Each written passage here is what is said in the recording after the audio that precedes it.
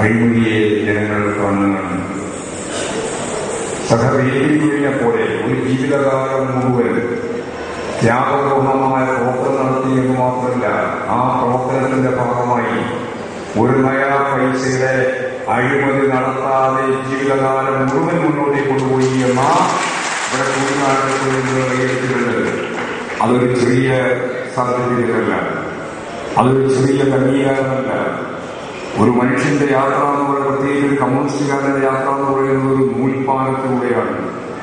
ആ നൂൽപ്പാലത്തിലൂടെ യാത്ര ചെയ്ത് സമൂഹം അംഗീകരിക്കാത്ത എല്ലാറ്റിനെയും അവസാനിപ്പിച്ച്, അല്ലെങ്കിൽ എല്ലാറ്റിനും എതിരായി ഒരുതരം ഒരു ഋഷിവര്യന്റെ മാനസിക ധൈര്യത്തോടെ ചുറ്റുവട്ടം നടക്കുന്ന തിന്മകളെ പൂർണ്ണമായിട്ട് തള്ളി ഒരു ജീവിതം മുന്നോട്ടേക്ക് നയിക്കണമെങ്കിൽ ഞാൻ നേരത്തെ പറഞ്ഞതുപോലെ ഒരു ആത്മധൈര്യം മാത്രം പോരാ, ആത്മവിഗ്രഹണം വേണം. ആത്മവിഗ്രഹത്തിലൂടെ മാത്രമേ ആ ചുമതല നമുക്ക് ഏറ്റെടുക്കാനും നിർവഹിക്കാനും സാധിക്കുകയുള്ളൂ.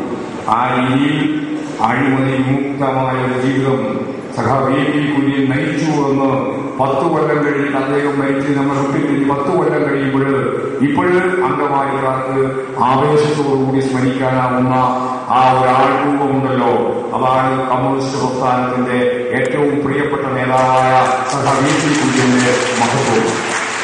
അങ്ങനെ ഒരുപാട് ആളുകൾ നമുക്ക് പലപ്പോഴും കാണാൻ സാധിക്കില്ലെങ്കിലും ഏകിയതാണ് ആ നിലയിൽ ചുമതലപ്പെടുത്തുന്ന എല്ലാ ഏത് രംഗത്തുള്ള പ്രവർത്തനമായാലും അത്ഭുതകരമായ രീതിയിൽ വിജയിപ്പിക്കാൻ മുമ്പോട്ടേക്ക് വരികയും